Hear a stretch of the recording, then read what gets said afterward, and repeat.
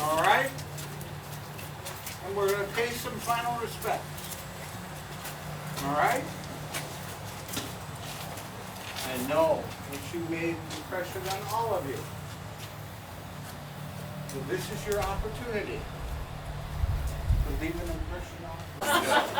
The fact that Art and Peggy cook meals, I think in Fezzik it's probably a lot better than at our house. We're not blaming our mom, she was one of the cooks. One of our dogs would travel with me down to Jimmy.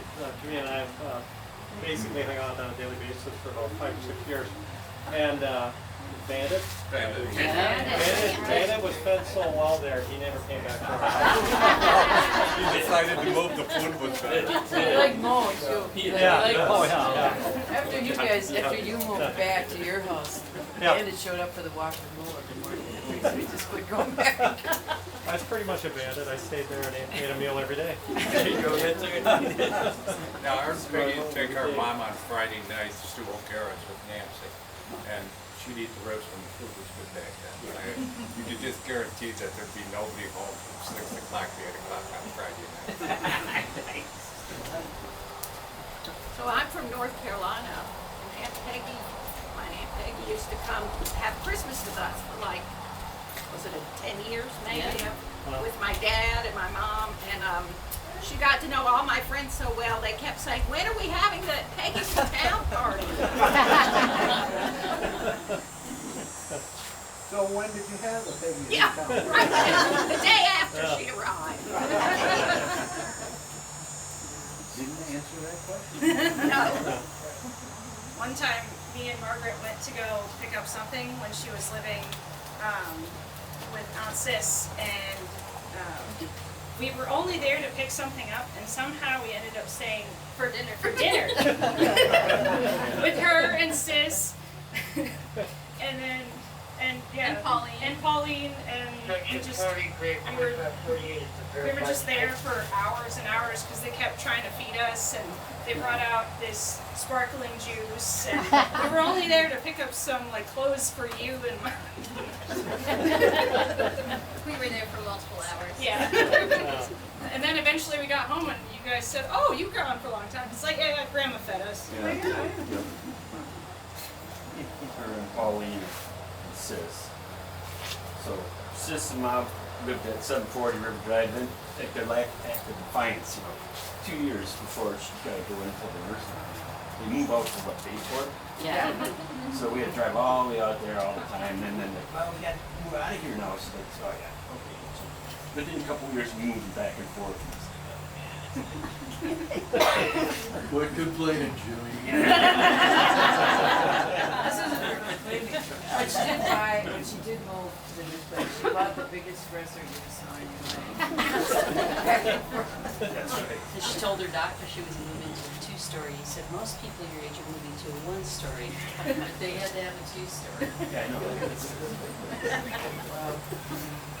It was better than to keep looking for Sure. Well, they wanted to use it. Oh.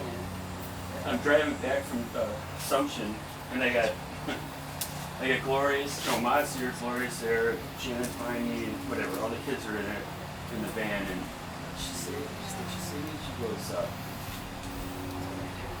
Was it the shorts? no. She wanted to know if you got any shorts or if you had enough. And then she asked that question. No, she asked me this question. Yeah. She asked me this question, I answered. And she asked me the same question again, and I answered it. And she asked me a third time. And Shannon goes, "You already told your grandma." I go, "Don't you talk to your grandmother that way." And then Mom says, "Did you answer that question?" I said, "Yeah, about 3 times." I can't help but know he's listening to me. I was being patient as I could. She got my anger out for me. Actually, it was just, I think it was us and Arthur that were there. You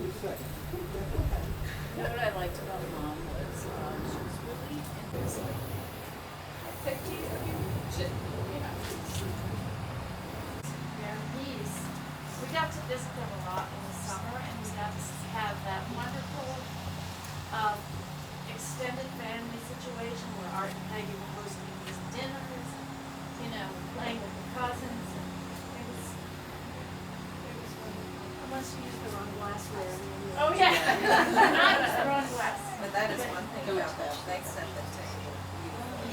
for anybody. I don't know how we did it.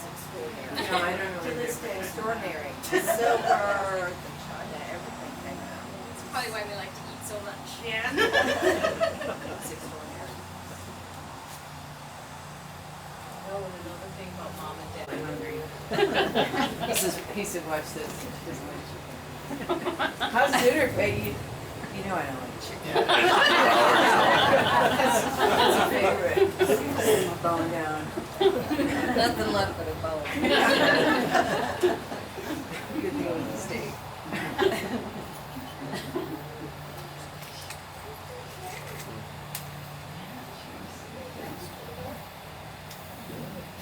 Well, ladies and gentlemen, thank you so much for sharing. Yeah, yes. Great. Unfortunately, we're running out of time. I'm gonna ask, if you want, should we just have a moment of silence? Yes, let's see that. Just to think.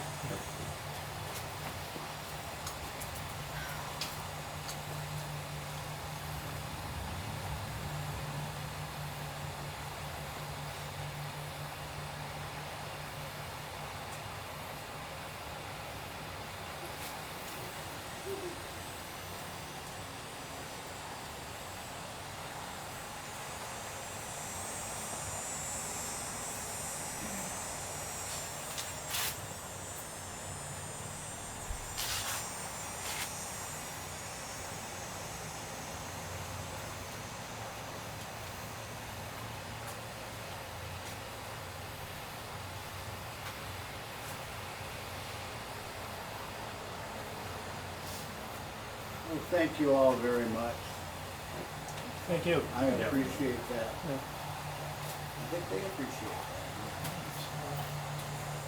So, if you would, you want to come by, leave an impression, pat her on the head, do what you want to do. I'm going to ask, we do need to clear the shelter area. She's got a date. Time to get her back together with the artist. And that's what's going to happen next. First kid. That's how good it is. That's my honor to do.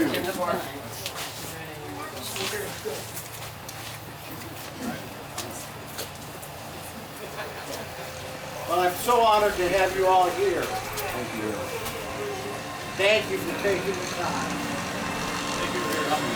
Now, to get out of this area, get back to your cars, go to the right here in the corner. That'll take you back down the road to 34th Avenue. Okay. You're on your own from there.